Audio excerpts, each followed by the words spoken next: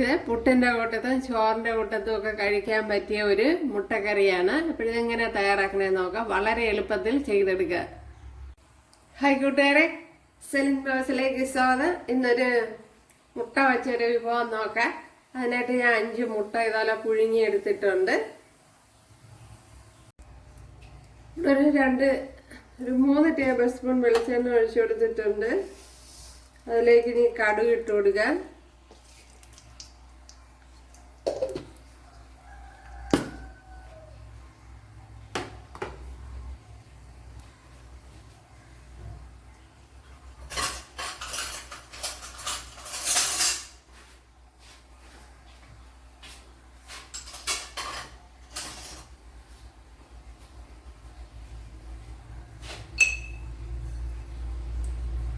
ഒരു 1/4 ടീസ്പൂൺ പെരുംജീരകം എടുത്തിട്ടുണ്ട്, അതിട്ട് കൊടുക്കുക.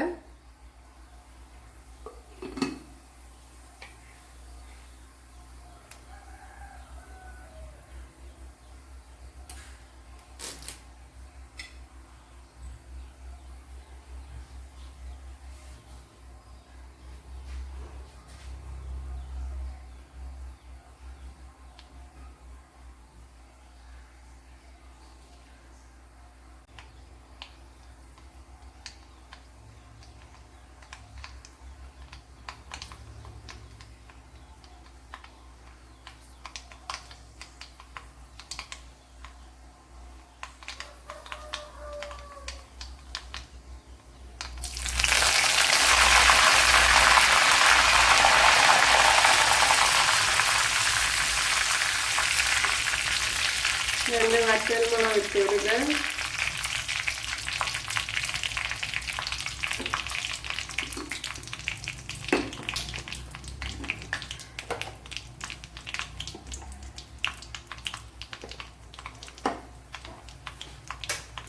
അപ്പോൾ ഞാൻ തീ ഓഫ് ചെയ്തിട്ടുണ്ട്.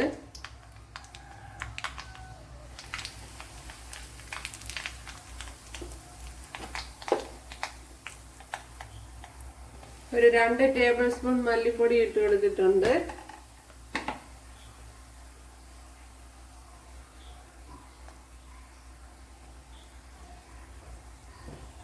ഒരു ടേബിൾ സ്പൂൺ മഞ്ഞൾപ്പൊടി,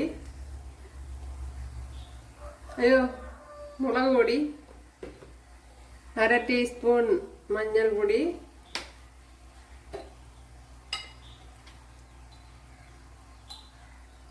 കാൽ ടീസ്പൂൺ കുരുമുളക് പൊടി. കുരുമുളക് പൊടി പിന്നെ തോന ഇടണമെന്നുള്ളവർക്ക് തോന ഇടാം.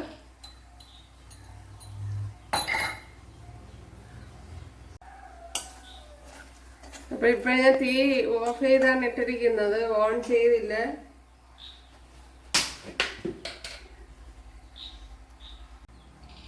ഒരു 1/4 ടീസ്പൂൺ മസാലപ്പൊടി ഇട്ട് കൊടുക്കുക.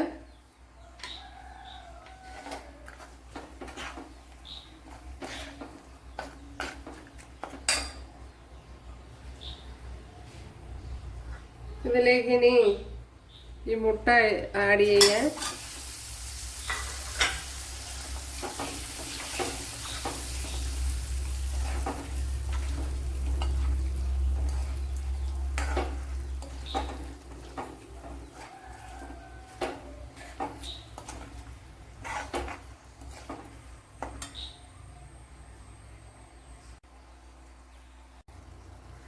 ഇപ്പോൾ തീ ഓണാക്കിയിട്ടുണ്ട്.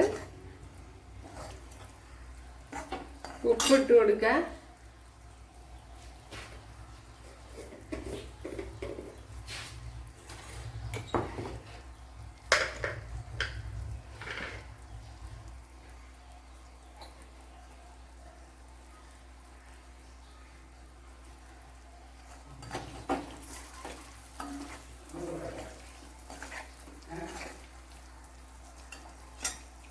ഇപ്പോൾ കൂട്ടുകാരെ, നമ്മുടെ മുട്ടക്കറി ഇവിടെ റെഡി ആയിട്ടുണ്ട്. അപ്പോൾ ഇന്ന് രാവിലത്തെ ബ്രേക്ക്ഫാസ്റ്റ് ആണിത്. അപ്പോൾ ഇതെല്ലാം ഞാൻ പയറുകറി ഞാൻ ഇട്ടിട്ടുണ്ട് നേരത്തെ. അപ്പോൾ സെർച്ച് ചെയ്താൽ കിട്ടും, സെലിൻ ബ്ലോഗ്സ് പയറുകറിന്ന് സെർച്ച് ചെയ്ത് എടുക്കാവുന്നതേ ഉള്ളൂ. അപ്പോൾ നമ്മുടെ മുട്ടക്കറി, പുട്ട്, പയർ, അപ്പോഴെല്ലാം പ്രോട്ടീനായിട്ടുള്ള വിഭവങ്ങളാണ് രാവിലെ ഇന്നും ബ്രേക്ക്ഫാസ്റ്റിന് തയ്യാറാക്കിയിരിക്കുന്നത്. അപ്പോഴെല്ലാവരും ചെയ്ത് നോക്കുക.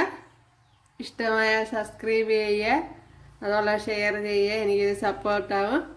അപ്പോഴടുത്തൊരു വീഡിയോ ആയിട്ട് കാണാമെന്ന് പറഞ്ഞുകൊണ്ട് എല്ലാവർക്കും താങ്ക്സ്. ഹായ് കൂട്ടുകാരെ, ഇന്ന് ഞാൻ ഇങ്ങനെ ഒരു വിഭവമാണ് തയ്യാറാക്കുന്നത്. മുട്ടക്കറി എങ്ങനെയാണ് തയ്യാറാക്കണേന്ന് നോക്കാം.